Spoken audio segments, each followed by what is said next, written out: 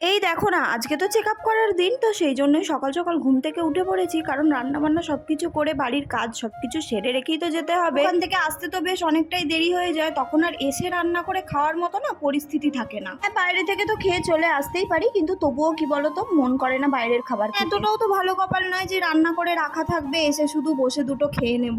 তো যাই হোক, একার সংসার হলে তো তার অনেকই জ্বালা থাকে। তবে যাই হোক, যেদিন চেক আপ থাকে সেদিনটা একটু কষ্ট হয়, তবুও কি মনে হয় বলতো যে যাক, আজকের দিনটা তো আমি ভালোভাবে কাটাতে পারবো। যতক্ষণ না ডক্টর সবকিছু বলছে ঠিকঠাক আছে না, ততক্ষণ মনটা যেন শান্তি হয় না।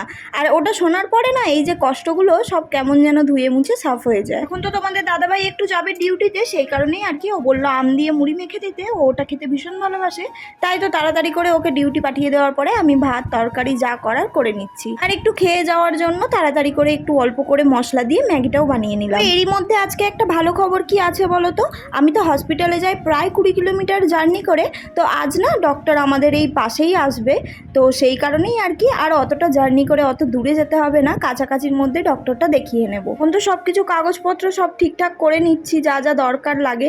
আর একটা বিস্কিটের প্যাকেট আর একটু জলের বোতলও নিয়ে নিলাম, কারণ খেয়ে তো যাচ্ছি, এখন কত দেরি হবে না হবে তো কিছু জানি না, সেই কারণেই। মাঝখানে তো ভিডিও আর বানাতে পারি। ড্রেসটা আমি মিশো থেকে অর্ডার করেছিলাম, খুবই সুন্দর এসছে দামের অনুযায়ী, তো ভীষণই আনন্দ লাগছে তার জন্য। কিছু একটা অর্ডার করেছি, ভালো এসছে। তারপরে তো বিকেলে তোমাদের দাদাভাই একটু ফল কেটে দিয়েছিল।